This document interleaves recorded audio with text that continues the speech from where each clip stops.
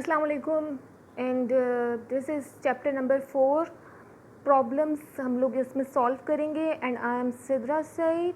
सो यहाँ पे जो है आप चैप्टर नंबर 4 के मैंने जो है आपको पिछली जो है लेक्चर में 3 क्वेश्चंस दिए थे सॉल्व करने के लिए। प्रॉब्लम नंबर 4.1, 4.2, 4.3 और 4 कहा था मैंने आपसे सॉल्व करने के लिए। अगर आपका 11th एडिशन है और अगर आप 17th एडिशन यूज़ कर रहे हैं बुक का प्रिंसिपल्स ऑफ फाइनेंशियल अकाउंटिंग का, अगर आप फाइनेंशियल एंड मैनेजरियल अकाउंटिंग जो आपकी है मीग्स एंड मीग्स की, अगर आप उसका जो है एडिशन यूज़ कर रहे हैं 17 एडिशन अगर आप इस्तेमाल कर रहे हैं, तो आपको मैंने कहा था सॉल्व करने के लिए problem number 4.1 A, 4.2 A and 4.4 ए मैंने आपको सॉल्व करने के लिए कहा था।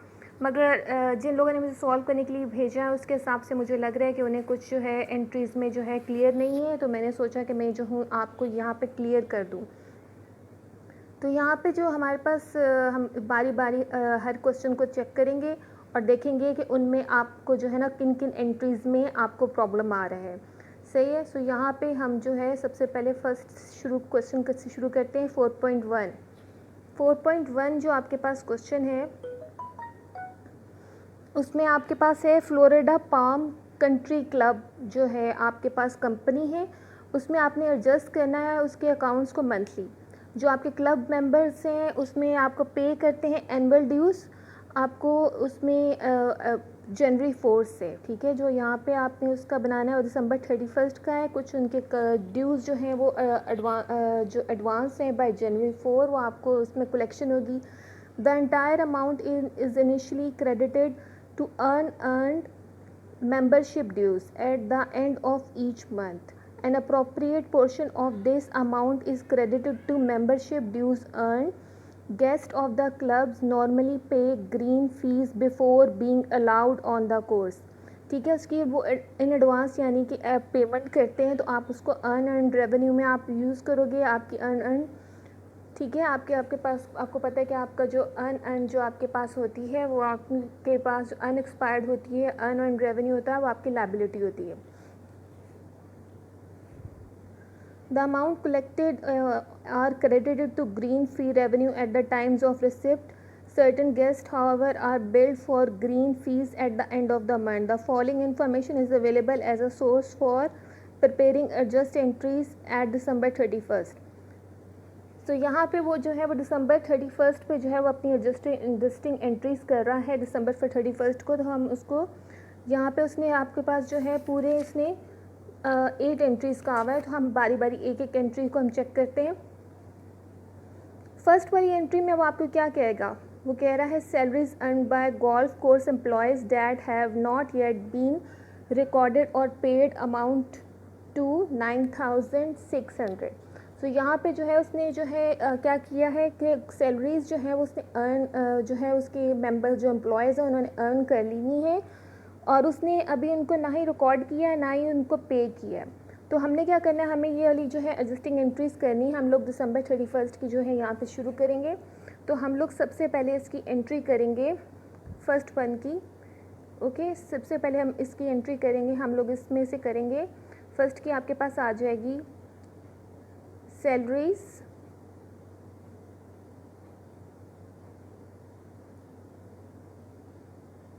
एक्सपेंस, आपके पास होगा, आपके पास ये हो जाएगा डेबिट और आप क्रेडिट करोगे सैलरीज पेबल को।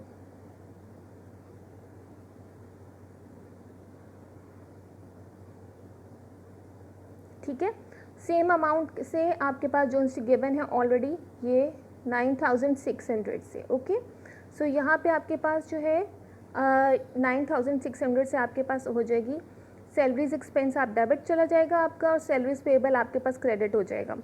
सेकंड वन जो आपके पास है वो कह रहे हैं Tampa University golf team use Florida Palm for a tournament played on December 30 of the current year. At December 31st, the $1,800 owned by the team of green fee has not yet been recorded or billed. ठीक है, सो ये आपके क्या है कि उसकी जो है टीम जो है टेम्पा यूनिवर्सिटी से गोल्फ टीम आई थी, उसने फ्लोरिडा पाम जो ये हमारे पास कंट्री क्लब की जो है जिसकी हमने एंट्रीज़ एडजस्टिंग एंट्रीज़ प्रिपेयर करनी है, उसको यहाँ पे उसने आई थी, उसने विज़िट किया था और यहाँ पे उसने एक टूर्नामेंट जो है वो खेला था दिसंबर 30 को करंट ईयर में। ठीक है, हम लोग दिसंबर 31 की बना रहे हैं और दिसंबर 30 को उसने खेला था। जो उसमें जो 1800 जो उसके डॉलर हैं वो उसकी जो है उनकी टीम ने भी फ़ीस पे करनी थी मगर अभी तक पे नहीं की हुई है और उन्हें बिल जो है रिकॉर्ड करना था इन्होंने और उसको बिल करना था। तो इसका क्या हमारे पास एंट्री आ जाएगी, हम लोग इसमें करेंगे नंबर 2 की डेबिट करेंगे हम लोग किसको, अकाउंट रिसीवेबल को 1800 से। ठीक है, सो आप याद रखिएगा कि आपको डेबिट और क्रेडिट आपका जो है वो इक्वल होता है, debit is equals to credit होता है। तो डेबिट आपका चला जाएगा अकाउंट रिसीवेबल 1800 से। सो यहाँ पे आपके पास आ जाएगा, सेकंड में आपके क्रेडिट करेंगे आप ग्रीन फी रेवेन्यू को। ठीक है, ग्रीन फी रेवेन्यू आपके पास सेम 1800 से चला जाएगा। ओके, सो ये आपके पास चला जाएगा डेबिट, आपके पास अकाउंट्स रिसीवेबल सेकंड एंट्री क्या आ जाएगा और क्रेडिट आपके पास हो जाएगा ग्रीन फी रेवेन्यू 1800 से। अब आपके पास थर्ड वाली कौन सी एंट्री है, थर्ड कह रहा है membership dues earned in December for collections received in January amount $1,06,000। ठीक है, इसका मतलब है कि ये उसने जो है जिसकी कलेक्शन जो है करनी है, जो मेंबरशिप जो है लोगों ने जो अर्न की है दिसंबर में और उसकी जो फ़ीस जो है वो रिसीव करेगा जो है जनवरी में, यानी कि अगले महीने में जाकर। तो इसकी भी एंट्री मोस्टली जो है वो स्टूडेंट्स गलत करते हैं क्योंकि वो इसको जो है समझते हैं कि शायद ये उनका रेवेन्यू है, मगर अभी जो है ये उनका रेवेन्यू नहीं हुआ, ये उनका जो है उन्होंने जो है आपका अकाउंट रिसीवेबल में जाएगा, अकाउंट रिसीवेबल हो जाएगा और आपके पास ग्रीन फी रेवेन्यू हो जाएगा, वो इसको अनअर्नड रेवेन्यू कर देते हैं। उसने अकाउंट रिसीवेबल हम लोग इसको इस तरीके से ये आपका रेवेन्यू है अर्न हो चुका है क्योंकि दिसंबर का, जनवरी में जाके दिसंबर में उन लोगों ने मेंबरशिप ली है, उसको इस्तेमाल कर लिया है, जो जनवरी में जाके वो सिर्फ पैसे पेमेंट करने वाले हैं। तो इसका मतलब है आपका रेवेन्यू जो है वो अर्न हो चुका हुआ है। तो हम क्या लिखेंगे इस एंट्री को, जो आपके पास ये जो है थर्ड वाली एंट्री है हम इसकी बनाएंगे, आपके पास आ जाएगा डेबिट,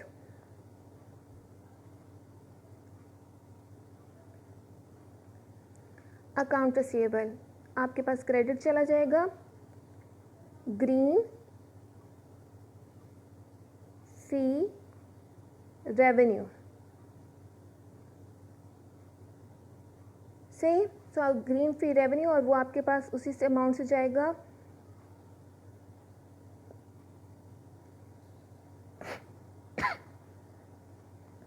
सही।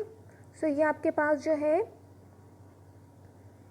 सेम इसी अमाउंट से आपके पास चला जाएगा, डेबिट आप कर लोगे अकाउंट रिसीवेबल को, क्रेडिट कर दोगे ग्रीन फी रेवेन्यू को, थर्ड वाली एंट्री की। अब उसके बाद आपके पास आ जाएगा fourth, depreciation of the country club golf carts is based on an estimated life of 15 years. The carts has originally been purchased for $1,80,000. The straight line method is used. Note आपके पास given है, the club house building was constructed in 1925 and is fully depreciated. सही है। सो यहाँ पे जो है mostly students क्या है वो कर रहे हैं, यहाँ पे उन्होंने जो है कहा हुआ है कि जो डेप्रिसिएशन है कंट्री क्लब गोल्फ कार्ट की है वो बेस्ड ऑन एस्टिमेटेड लाइफ है आपके पास 15 ईयर्स की। दो कार्ट वो जो है वो ओरिजिनली जो है वो परचेज़ की गई $1,80,000 में। ठीक है, और इसमें आपने क्या करना है, स्ट्रेट लाइन मेथड इस्तेमाल करना है और ये आपके पास कौन सी वाले दिसंबर की है। आपकी दिसंबर की है और आपको जो है यहाँ पे उसने जो है आपको नहीं बताया हुआ कि उसने मंथली आपने है जो करना है, इसलिए आप क्या करोगे,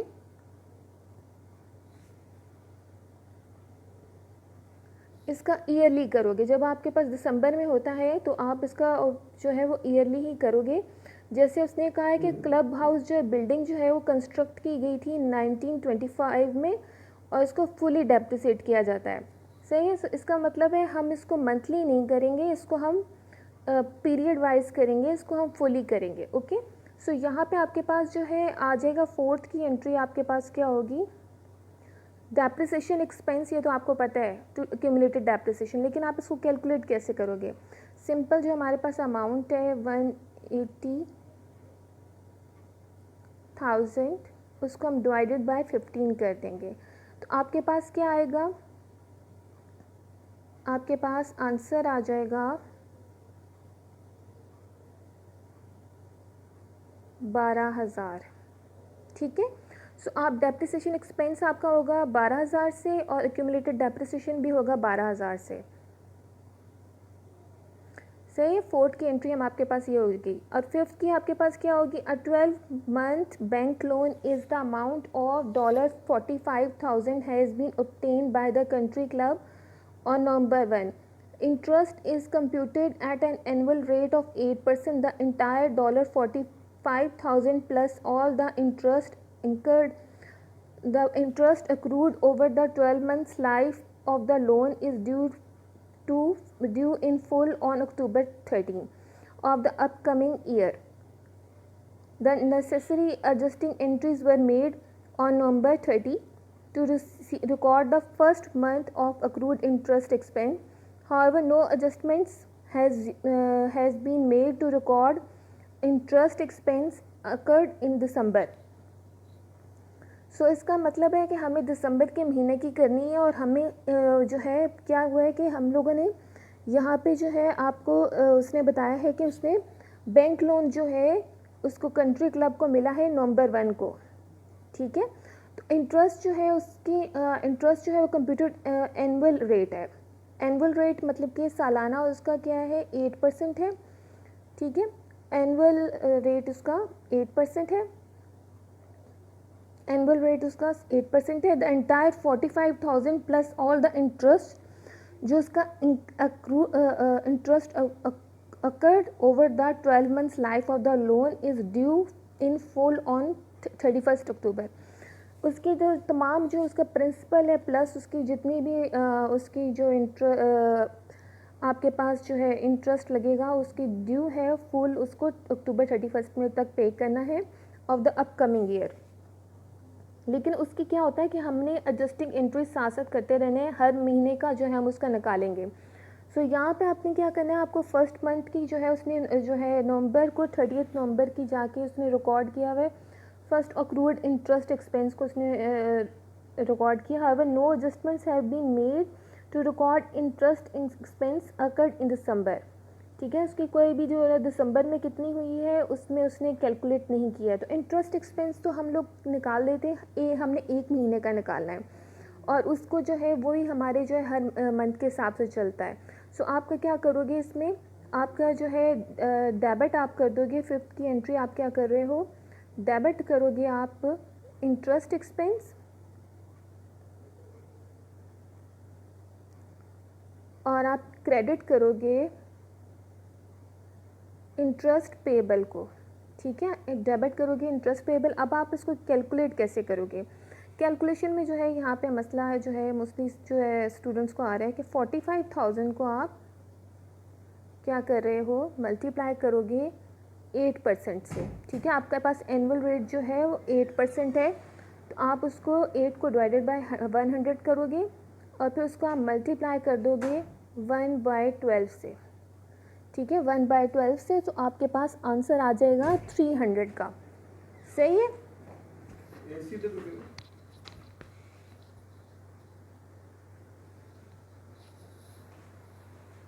आपके पास आ जाएगा 300 का आंसर।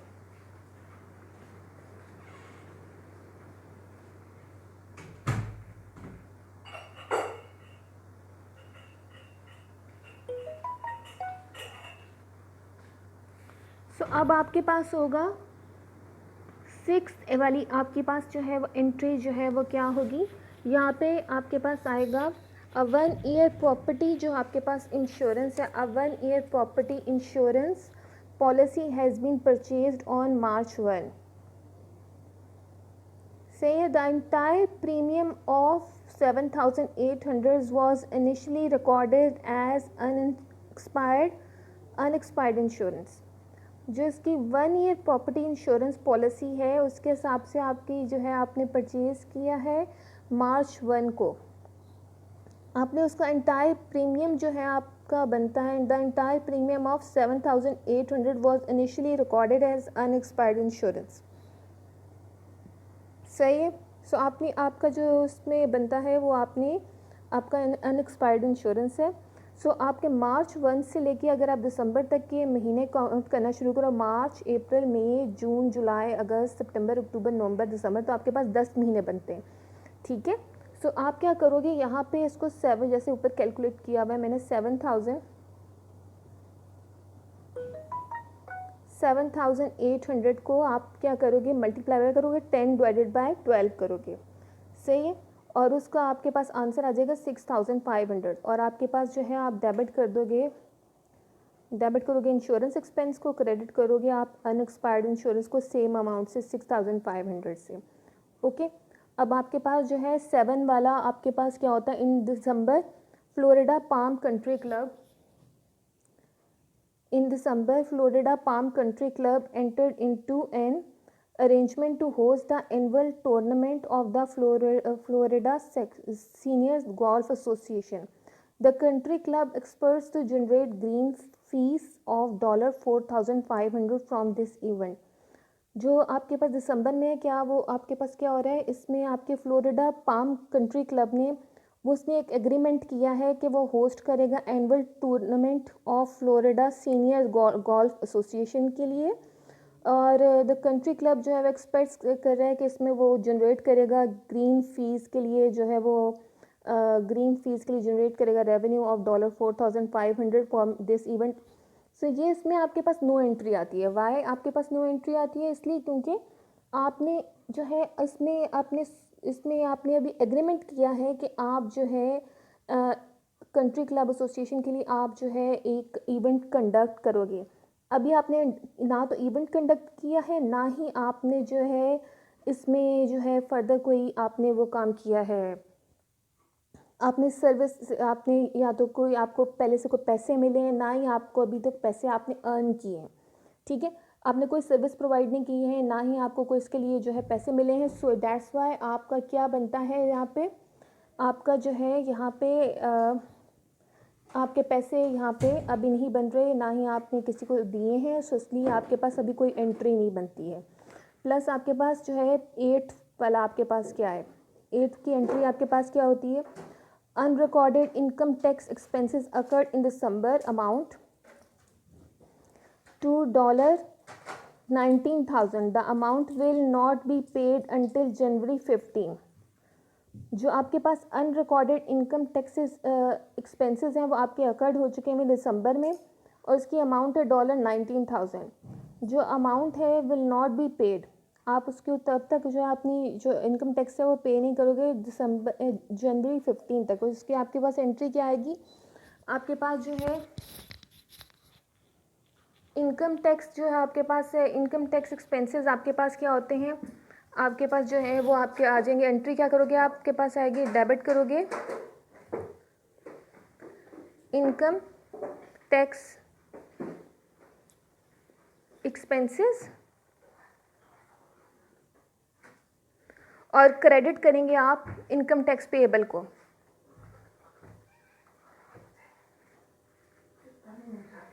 ओके. सही है. सो यहाँ पे आपके पास ये वाली एंट्री आ जाएगी.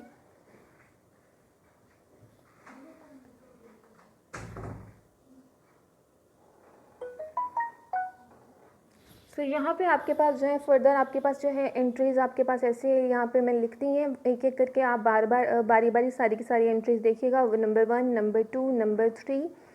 सो इसमें आप जो है वीडियो पॉज करके आप जो है यहाँ पे एंट्रीज़ आप लिख सकते हैं. ठीक है. यहाँ पे 5, 6, 7, और 8 वाली भी मैंने आपको फर्दर जो है यहाँ पे लिख के दे दी हुई है। सो आपने क्या करना है, इस वीडियो को पॉज करना है और थोड़ी देर वेट करके आपने इनको सबको एंटर कर देना है, आपने रिकॉर्ड कर लेना है। ओके, तो अब हम जो है 4.2 क्वेश्चन सॉल्व करते हैं। आपके पास जो 4.2 क्वेश्चन है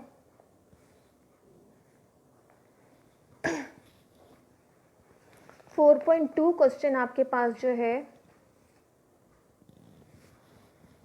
वो आपके पास है एन्चार्टेड फॉरेस्ट का। A large campground in South Carolina adjusts its accounts monthly. Most guests of the campground pay at the time they check out, and the amount collected and credited to camper revenue. The following information is available as the source for preparing the adjusting entries of December 31st. यहाँ पे हमारे पास एक company है, उसका नाम आपने ज़रूर check करना है, एन्चांटेड फॉरेस्ट है, और वो लार्ज जो है वो कैंप ग्राउंड है, यानी कि ये भी आपके पास सर्विस कंपनी है, आपके पास कंपनी है और वो साउथ कैरोलिना में है। ओके, सो आपके पास पहली एंट्री आपके पास कौन सी बन रही है? पहले आपके पास सबसे पहले जो है वो आता है एन्चांटेड फॉरेस्ट जो है वो इन्वेस्ट कर रहा है some of it excess cash in certification of deposit CDs and its local bank.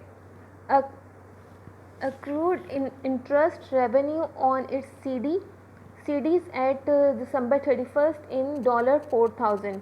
None of the interest has yet been received. और इसमें आपके पास ब्रैकेट में गिवन है डेबिट करना है आपने इंटरेस्ट रिसीवेबल्स को। ठीक है, सो हमारे पास जो है एक हिंट तो इसने सबसे पहले दे दिया है। सो यहाँ पे हम एंट्री देखते हैं, वो हमारे पास क्या कर रहा है। एन्चांटेड फॉरेस्ट जो है वो इन्वेस्ट कर रहा है some of it excess cash in certification of deposit with its local bank. Accrued क्या कर रहा है उसमें, उसने interest revenue on its CDs at December 31st in $4,000. None of the interest has yet been received. सही है। सो यहाँ पे उसने क्या किया है, एक्सेस कैश जो है ना उसने सर्टिफिकेट्स ऑफ डिपॉजिट में जो है उसने जो है इन्वेस्ट किया है इन लोकल बैंक में, और इसमें जो है उसका इंटरेस्ट जो है वो रेवेन्यू उसने जो है अकर्ड हो चुका हुआ है on its CDs at December 31st, और वो $400 है, और इसका जो इंटरेस्ट है वो अभी तक उसको रिसीव नहीं हुआ। तो इसका मतलब है आप क्या करोगे, इसमें एंट्री आपके पास सबसे पहले जो आती है, आपकी सबसे पहले एंट्री आपके पास जो 1 की बनती है वो आप डेबिट करोगे इंटरेस्ट रिसीवेबल,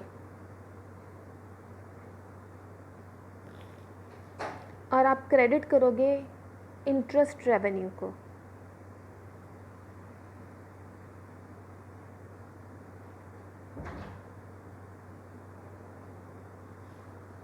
और $400 से ही आप इसको जो है इसकी एंट्रीज करोगे। $400 ही आपके पास डेबिट में भी इंटरेस्ट रेवेन्यू आप $400 और इंटरेस्ट रिसीवेबल आप डेबिट करेंगे, तो इंटरेस्ट रिसीवेबल आपके पास 400 से और क्रेडिट इंटरेस्ट रेवेन्यू आपका 400 से ही होगा। ओके, ये आप पहले की एंट्री करोगे, और उसके बाद आपके पास आ जाती है सेकंड आपके पास ये वाली जो है आपके पास 6 months bank loan is the amount of $12,000 has been obtained on September 1. Interest is to be computed at an annual rate of 8.5% and is payable with the loan become due. A 6 months bank loan जो है is the amount of आपके पास जो 6 months का जो आपके पास bank loan है वो आपके पास है $12,000। ठीक है, आपने जो बैंक लोन आपने लिया था, ऑब्टेन किया था September 1 को, वो आपके पास है 6 महीने के लिए आपने लिया था, और उसकी अमाउंट है 12,000।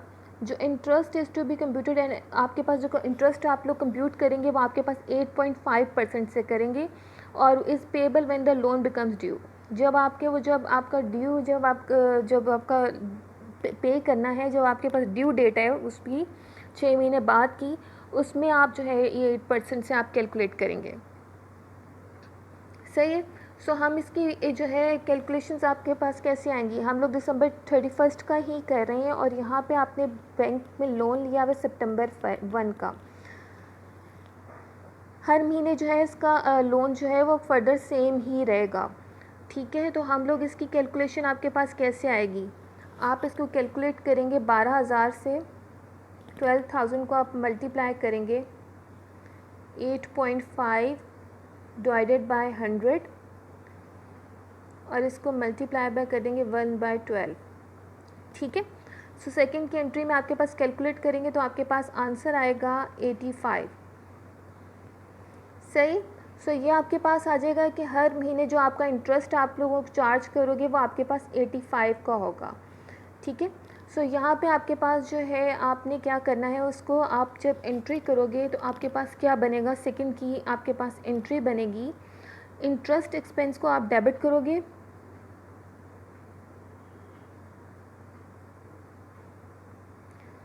क्रेडिट करोगे इंटरेस्ट पेबल, दोनों की आप 85 अमाउंट से ही आप क्रेडिट और डेबिट करोगे। ठीक है, सो ये वाली भी आप चीज़ उसके बाद देख लो। और उसके बाद जो है आपके पास थर्ड वाली एंट्री आपके पास क्या आती है, थर्ड आपके पास डेप्रिसिएशन की है। डेप्रिसिएशन आपकी बिल्डिंग की है और आप ओन कर रहे हो कैंप ग्राउंड जो आपकी बेस कर रही है, उसकी लाइफ आपके पास गिवन है 25 ईयर्स। ठीक है, जो original cost of the building है वो आपके पास $6 लाख की है। जो accumulated depreciation building account has a credit balance of $3,10,000 at December 31st. Prior to the adjusting entry process, the straight line method of depreciation is used. ठीक है, सो यहाँ पे आपके पास क्या है कि आपके पास जो है ये दूसरी वाली एंट्री जो है आपके पास गिव है, building amount has a credit balance of $3,10,000 की आपके पास, तो आपको पता है आपके पास क्रेडिट बैलेंस जो है क्यूमुलेटेड डेप्रिसिएशन का अकाउंट बता रहे हैं। लेकिन जब आप डेप्रिसिएशन कैलकुलेट करते हो तो आप बिल्डिंग की ओरिजिनल जो है आप कॉस्ट ही लेते हो, तो आप 6 लाख लोगे। ठीक है, तो आप क्या करोगे, इसमें कैलकुलेट कैसे करोगे, 6 लाख को आप डिवाइडेड बाय करोगे 25 और इसको मल्टीप्लाई बाय कर दोगे 1/12, तो आपके पास क्या आंसर आएगा, आपके पास आंसर आ जाएगा 2000 का। ठीक है, आपके पास आ जाएगा आंसर 2000 का।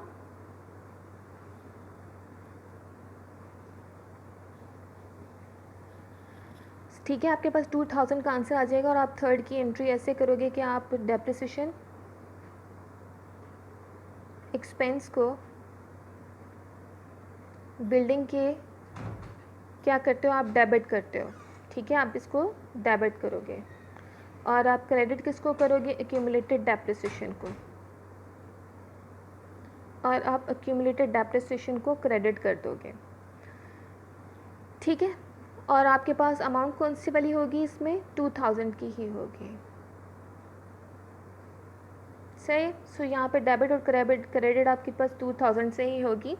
और इसके बाद जो नेक्स्ट एंट्री है फोर्थ की, आप उसको पढ़ें, आपको जो है ये आपको समझ आ जाएगी कि इसमें आप लोगों को क्या करना है, मैनेजमेंट साइंड एन एग्रीमेंट, फिर से उसकी एग्रीमेंट, और एग्रीमेंट जहाँ पे भी आएगा उसने साइन किया एग्रीमेंट और उसको पैसे नहीं मिले हैं तो डेफिनेटली इसका मतलब है कि उसमें जो है आपके पास एंट्री नहीं होगी या उसने पैसे खर्च नहीं किए। Management signed an agreement to let Boy Scout troop 538 of Lewisburg, Pennsylvania use the campground in June of next year. The agreement specifies that the Boy Scout will pay a daily rate of $15 per campsite with a clause providing a minimum total charges of this $1,475। लेकिन ये अभी इसको मिले नहीं है, ये clause उन्होंने बनाया है कि इतने ये चार्जेस लेंगे। तो आपके पास फोर्थ की क्या होती है, नो एंट्री। ठीक है, नो एंट्री। और इसके बाद आपके पास फिफ्थ वन की आप देखें, फिफ्थ वन क्या है, salaries earn by camp ground employees that have not yet been paid amount to $1,250। इसकी भी आपके पास जो है एंट्रीज़ आपको पता है इसकी बहुत सिंपल है, salaries expense to salaries payable आएगी और आपके पास जो है इसने सैलरीज पे नहीं की है अभी तक, तो इसलिए ये बनती है आपके पास 1,250 से आपके पास डेबिट होगी सैलरीज एक्सपेंस। और क्रेडिट होगा आपके पास सैलरीज पेबल 1250 से। ठीक है, अब छठे की देखें, अब सिक्स की हमारे पास क्या होगी। As of December 31 Enchanted Forest has earn $2400 of revenue from current campers who will not be build under they check out. ठीक है, तो इसका आपके पास एज ऑफ दिसंबर 31 में क्या होगा, इंचांटेड फॉरेस्ट ने क्या किया, हैज़ अर्न $2400 ऑफ रेवेन्यू। इस बार जो है इंचांटेड फॉरेस्ट ने जो है वो रेवेन्यू अर्न किया है from current campers who will not be build until they checked out, जब तक उनको बिल्ड नहीं कर सकता, जब तक वो चेकड आउट नहीं करेंगे।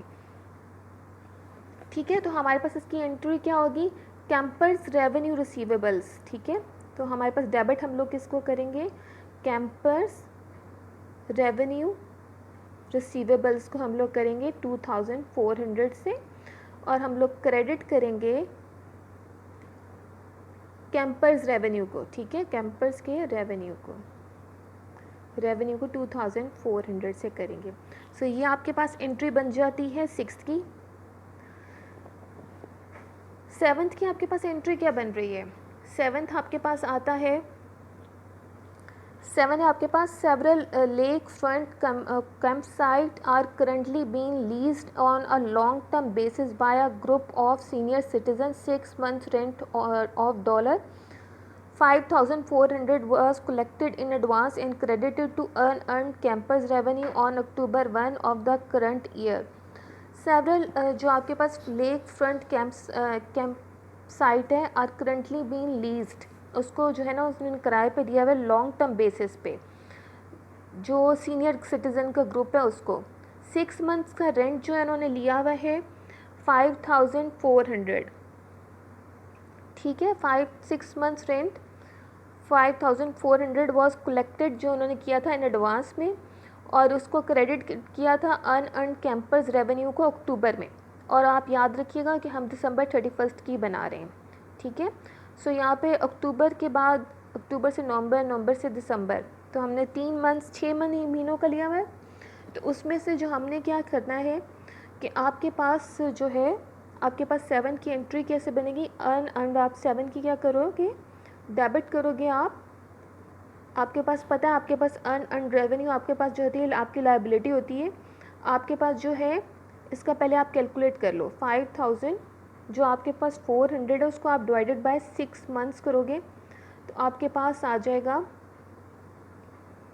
आंसर, आपके पास 1 महीने का आ जाएगा। ठीक है, तो वो डैट्स वाज आपके पास आ जाता है 3 months का, 300 आ जाएगा आपके पास।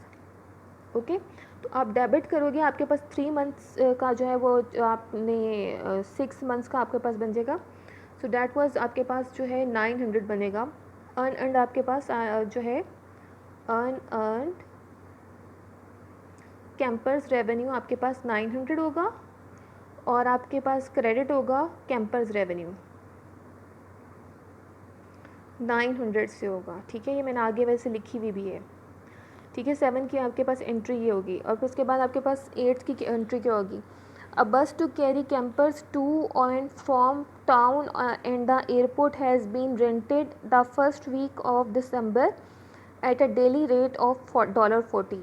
At December 31st, no rental payment has been made, although the campground had used the bus for 25 days. अब डेली का चार्ज जो बस का है, बस को यूज़ करने के लिए जो है ना इसमें रखा हुआ है, तो इसके चार्जेस हैं $40। ठीक है, जितने भी कैंपर्स को इंचांटेड फॉरेस्ट ने जो कैंपर्स को कैरी करने के लिए रखा हुआ है कि वो आपके first week of the December at the daily rate of, daily का रेट उसने यूज़ किया हुआ है $40, और उन्होंने 25 दिन के लिए उन्होंने जो है फ़ीस जो है उन्होंने इसको बस को इस्तेमाल किया है।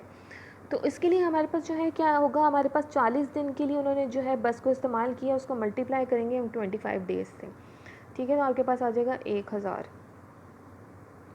सही है, सो यहाँ वाली आपके पास 8 की बनती है। आप क्या करोगे, इसको बस रेंटल एक्सपेंस लिखोगे, 8 को आप लिखोगे बस का रेंटल एक्सपेंस, ये आपके पास होगा डेबिट, और क्रेडिट आपके पास क्या होता है, अकाउंट्स पेबल। ठीक है, आपके पास अकाउंट्स पेबल हो जाएगा। सही। सो यहाँ पे आपके पास 1000 से आप इसको डेबिट करोगे और 1000 से आप इसको क्रेडिट कर दोगे। अब आपके पास नाइन्थ है। नाइन्थ में आपके पास क्या, unrecorded income tax expense accrued in December amount to 8400, the amount will not be paid until January 15। ये तो आपके पास बहुत सिंपल है कि आप इसकी कौन सी वाली एंट्री आप हमेशा जो है इसकी कर रहे हो, आपकी कॉन्टीन्यूसली वो एक ही आपके पास आ रही है और वो आपके पास एंट्री बनती है।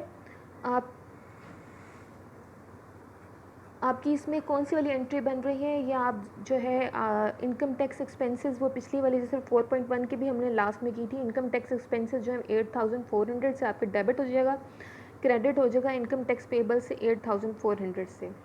ठीक है। सो यहाँ पे आपके पास ये वाली आपके पास एंट्री हो गई आपकी नाइन्थ की भी। सो यहाँ आप क्या करोगे, वीडियो पॉज करोगे और यहाँ पे तमाम एंट्रीज जो है वो 1 बाय 1 जो है आप नोट डाउन कर लोगे।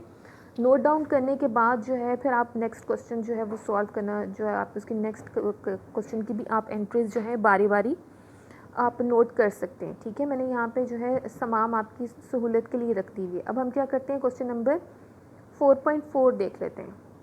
ये आपके पास 17 एडिशन के जो है ये मैं क्वेश्चंस करवा रही हूँ, क्योंकि 17 एडिशन के ही जितने भी मुझे स्टूडेंट्स ने शुरू में दिए थे वो 17 एडिशन के ही सॉल्व करके मुझे भेज रहे थे। दैट्स वाई मैंने 17 एडिशन के ही सॉल्व किए हैं। सही है। सो यहाँ पे हमारे पास जो है प्रॉब्लम नंबर 4.4 ए आपके पास जो है, प्रॉब्लम नंबर 4.4 ए आपके पास कौन सा है, वो आपको कह रहा है campus theatre adjust its accounts every month. The company unadjusted trial balance dated August 31, 2015 is on page 176. Additional information is provided for use in preparing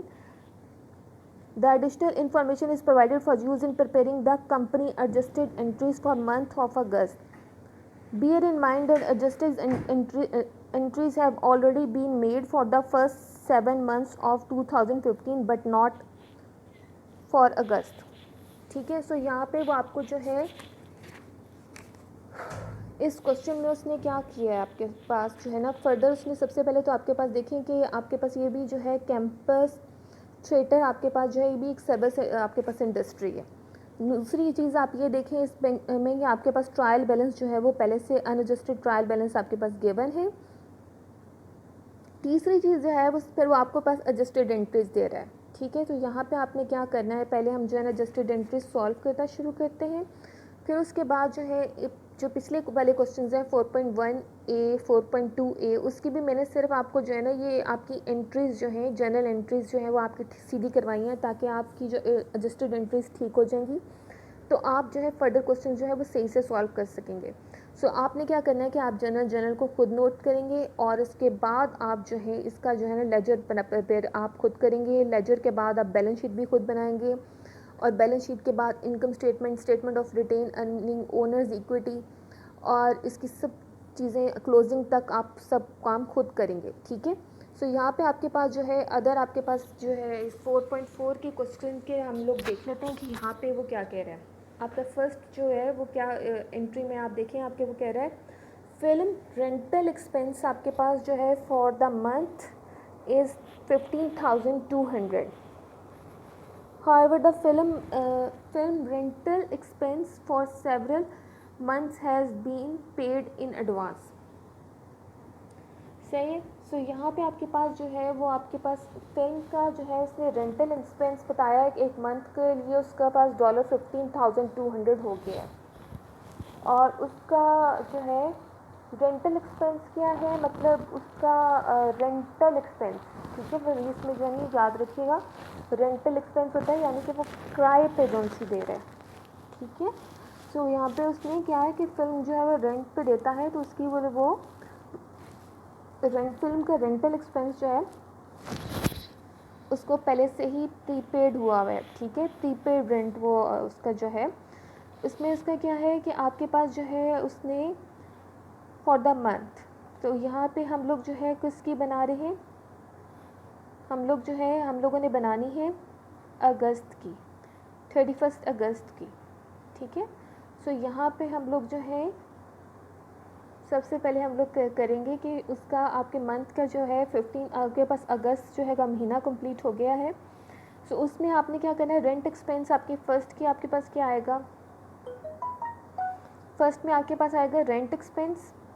ठीक है, डेबिट करेंगे आप रेंट एक्सपेंस को,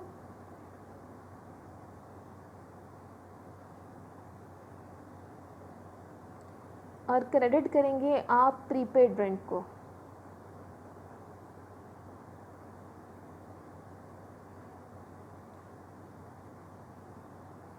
ठीक है, तो आप डेबिट क्या कर रहे हैं, रेंट एक्सपेंस को, और 15,200 से, यानी कि आप फुल अमाउंट से करेंगे। ठीक है, यानी कि फर्स्ट की एंट्री आपके पास होगी। सेकंड आपके पास the building is being depreciated over a period of 20 years. तो आपके पास उसने मंथ्स भी बता दिए कि आपके पास मंथ्स कितने बनेंगे, 240।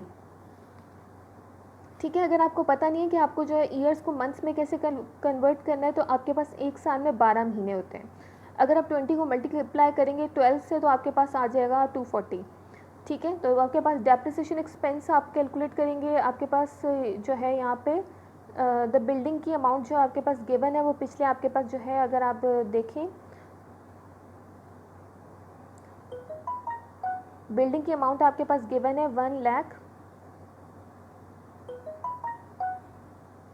1,68,000। सही है, तो आपके पास बिल्डिंग की अमाउंट है 1,68,000 आपके पास ऑलरेडी गिवन है। अब हम क्या करेंगे, इसको कैलकुलेट करेंगे। सो यहाँ पे आपके पास फिल्म रेंटल यहाँ पे आपके पास सेकंड वन आपके पास ट्रांजेक्शन है, the building is being depreciated over a period of 20 years. So यहाँ पे आपके पास क्या होता है,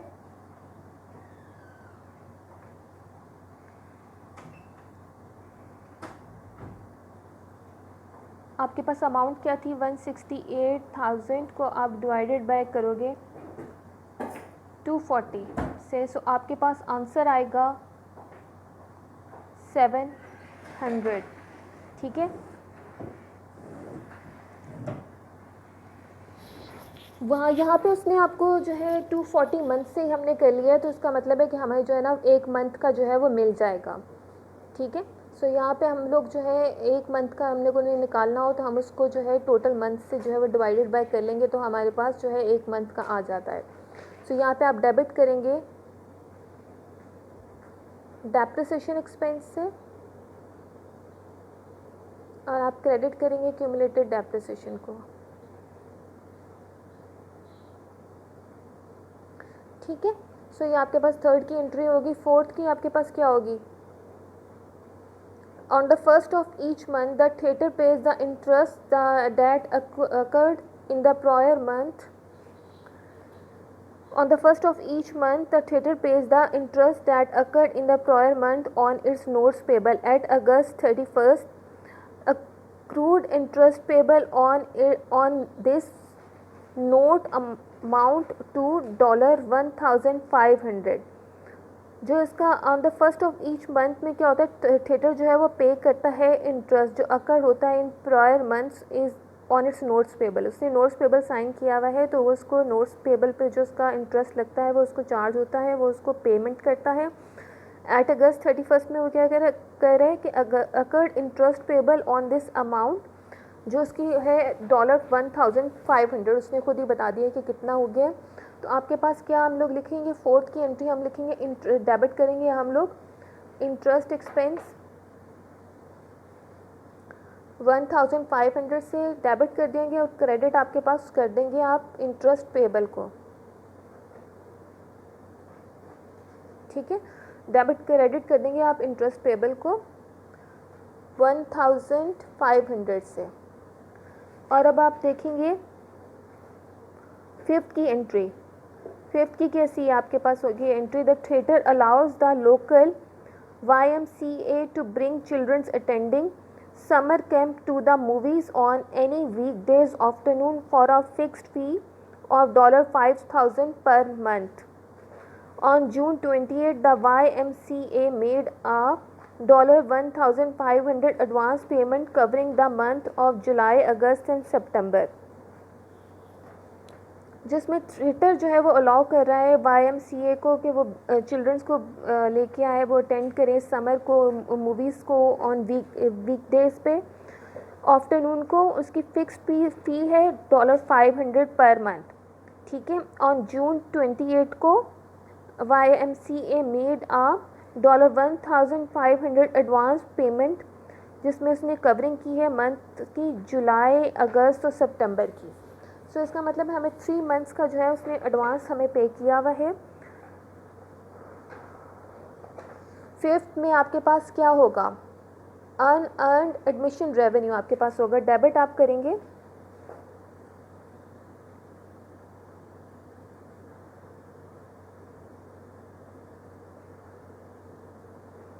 एडमिशन रेवेन्यू, ठीक है, और क्रेडिट आप क्या करेंगे, एडमिशन रेवेन्यू,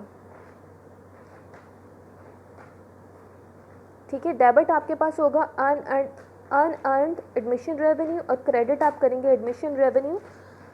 सेम अमाउंट से आपके पास जाएगा 500 से, ठीक है, 500 से 1500 को अगर हम जो है डिवाइडेड बाय 3 करेंगे तो हमारे पास 500 जो है जुलाई, अगस्त, सितंबर का आएगा, ठीक है। सो जो अनअर्न्ड एडमिशन रेवेन्यू है हम वो 500 से करेंगे, और आपके पास जो है एडमिशन रेवेन्यू भी आपके पास जो है वो 500 से जाएगा। अगर आप इसको 1500 को अगर आप डिवाइडेड बाय करें 3 से तो आपके पास आता है 500, ठीक है। ये वाली एंट्री हम लोग कौन सी वाली कर रहे हैं, 5th की, ओके। सो यहाँ पे अगले आपके पास आ जाती है 6th की entry. The theatre receives a percentage of the revenue earn by Tasty's corporation, the concessionary operating the snack bar for snack bar sales in August. Tasties owes Campus Theatre $2,250 payable on September 10. No entry has yet been made to record this revenue. Credit आपने करना है कॉन्सेशंस revenue को, ठीक है। सो यहाँ पे आपके पास जो है 7 की आपके पास एंट्रीज में आपके पास क्या जाता है,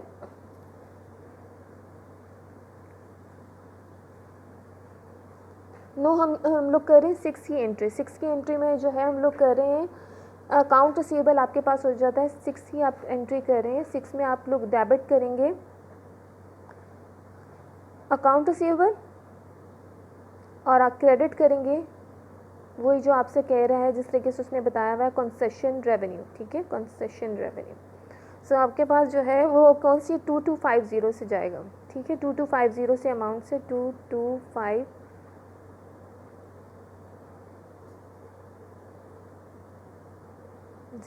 ओके। सो यहाँ पे हमारे पास 2250 अमाउंट से आपके पास जो है वो डेबिट और क्रेडिट दोनों हो जाएंगे, ठीक है।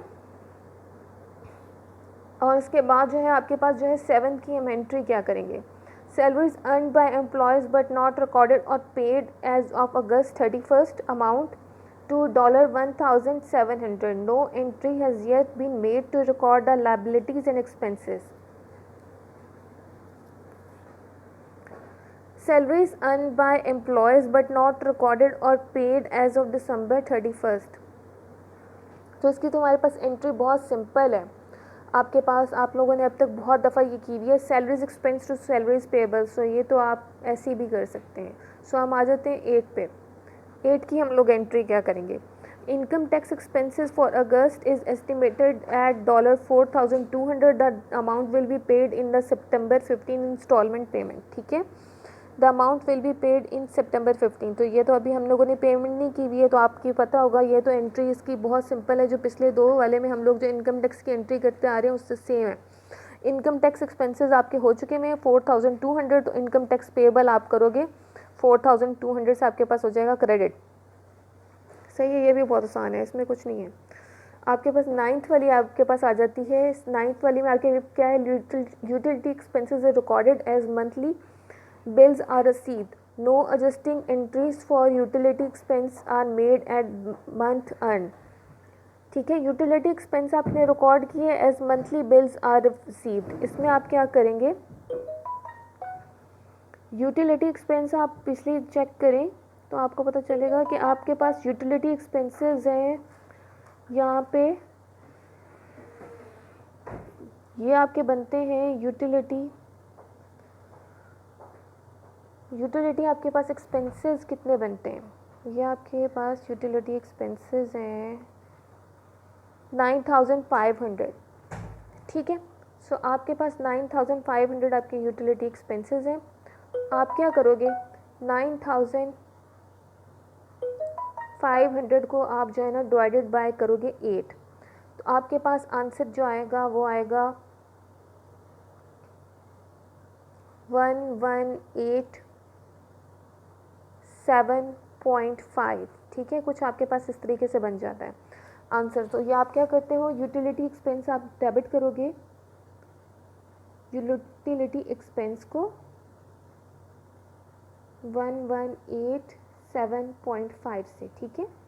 और आपके क्रेडिट करोगे अकाउंट्स पेबल को 1187.5 से, ठीक है। यानी कि आप डेबिट भी आप जिस अमाउंट से करोगे आप उसी अमाउंट से क्रेडिट करोगे, ठीक है। सो आपने क्या किया, यूटिलिटी एक्सपेंस आपके पास हो रहा है डेबिट और क्रेडिट हो रहा है अकाउंट्स पेबल,